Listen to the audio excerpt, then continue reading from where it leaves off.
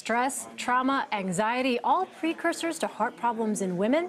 An American Heart Association study says women with post-traumatic stress could face a 60% higher risk of cardiovascular disease. For other trauma, the risk is 45% higher. Dr. Holly Phillips is here to walk us through how emotional trauma could seriously raise the risk of a heart attack or stroke for some women. Thanks for joining us.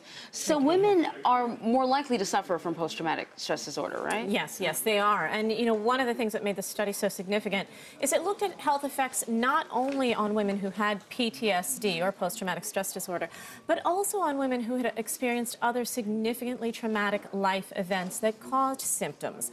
So it was a huge study. They looked at 50,000 women and data over 20 years.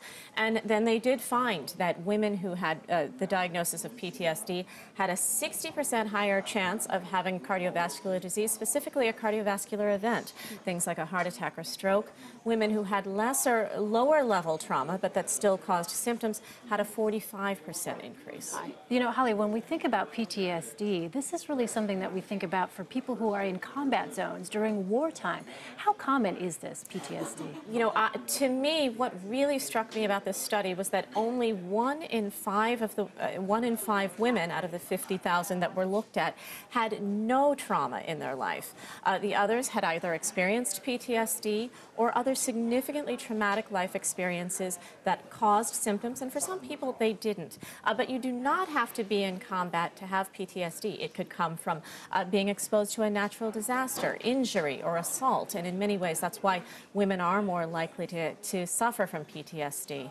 But also traumatic life events that sometimes we blow off. We just consider it life, right? Things like divorce or being unemployed, having financial strain. These things also raise the risk of heart disease. I think poets forever have talked about the connection between the heart and the mind, but what do scientists say is the connection?